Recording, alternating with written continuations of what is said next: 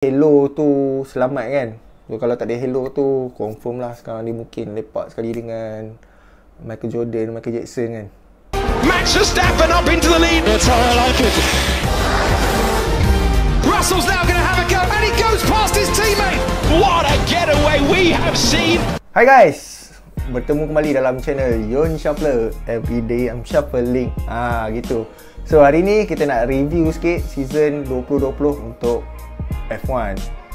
So bagi aku untuk F1 2020 agak best, walaupun kita tahulah pandemik COVID-19 dan di awal tahun first kita dikejutkan dengan Australian Grand Prix yang selalunya first race untuk setiap musim F1 lah dibatalkan sebab COVID. So, yang best dia engineer F1 ni, instead of diorang buat kerja-kerja development untuk F1, so diorang banyak tolong buat PPE semua. Itu I would say a massive respect to all of you. So bila race cancel, bagus tak F1 ni diorang buat virtual race. Driver F1 macam Charles Leclerc, Lando Norris, lepas tu George Russell, diorang race dalam virtual.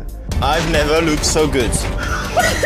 The first ever F1 virtual Grand Prix. That turns into the race lead. Super move. Oh my god! Oh, there's nothing between them at all. My girlfriend is on Twitch telling me to open an apartment. So tak silap aku, George Russell lah menang. Aku tak follow sangat sebab aku tak main game F1, so PS pun tak ada lagi. But maybe lah, nanti kita boleh belilah kot PS kita main F1 kan. Long story cut short, FIA decide season disambung balik.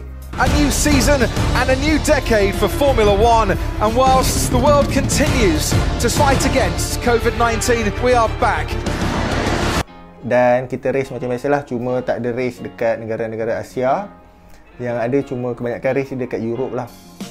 Dan walaupun driver yang menang macam biasa, Lewis Hamilton dah bosan, 5 tahun dah dia je menang.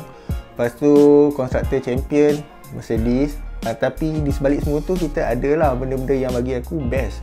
Contoh kita ada, semua orang akan ingat lah George Russell punya performance dekat Sochi Grand Prix.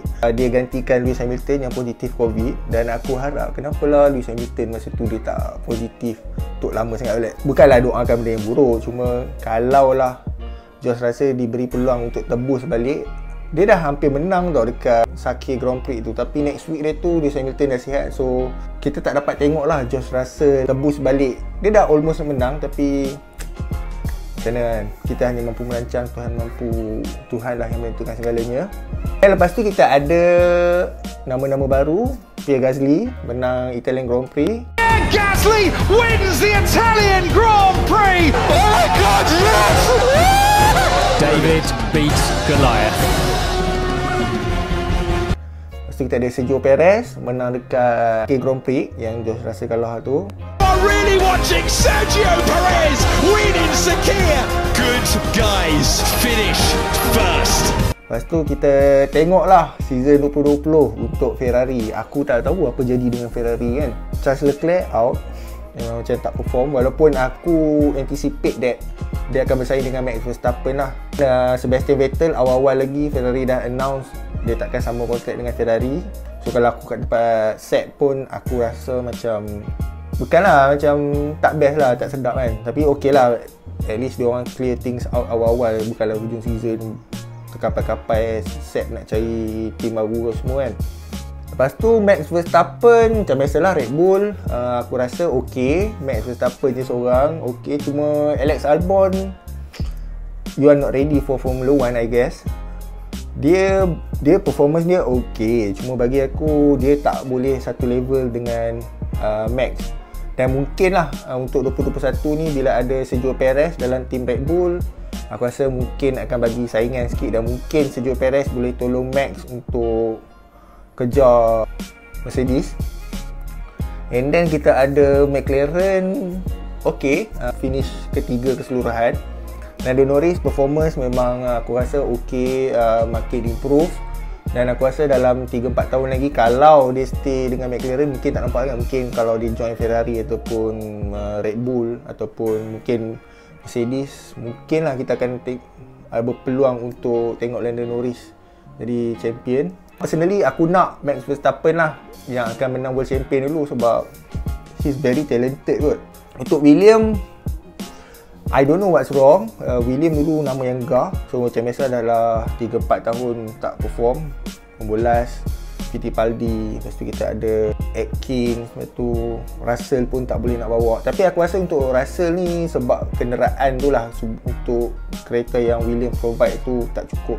Sebab Russell dah buktikan lah kalau dia bawa kereta Mercedes macam mana dia punya performance. Dan orang dah bercakap yang Russell one day dia akan join Mercedes, dan aku harap benda tu boleh berlaku secepat 2022 lah. Untuk Haas F1 team, well, macam biasa, Magnussen, Grosjean, kemalangan dekat Bahrain kalau tak silap aku. Itu aku tengok dan aku expect dia akan meninggal lah. Tapi umur dia masih panjang dan buktilah pakai halo tu selamat kan. So, kalau tak ada halo tu, confirm lah sekarang dia mungkin lepak sekali dengan Michael Jordan, Michael Jackson kan. Untuk Renault, biasa-biasa je. Daniel Ricciardo dengan Esteban Ocon, but still okay lah. Bagi aku ada lot of improvement. Cuma next season ada Fernando Alonso, hopefully that Renault boleh boom balik. So untuk Toro Rosso, okay, biasa aku biasa je. So tengoklah macam mana. Okay, untuk 2021 prediction aku rasa first akan Mercedes lah. Macam biasa sebab still kalau nak tunggu competition yang betul-betul compact, kena tunggu 2020 kot, I think. And then second Red Bull, I hope dia orang boleh improve dengan ada Sergio Perez dengan Max Verstappen. Yang ketiga Ferrari, lepas tu mungkin McLaren, lepas tu aku rasa Renault, Alpine, pasukan Alpine dah tukar. So tu je lah prediction aku. Bukan prediction lah, review aku untuk 2020. So kalau korang ada apa-apa nak tambah ke apa, boleh share dekat komen yang mungkin kita boleh buat discussion. Aku tak expect nak gaduh ke apa kan. So itu saja pada aku. I'll see you next time. Jangan lupa like, share dan subscribe. Okay, itu saja pada aku. Assalamualaikum.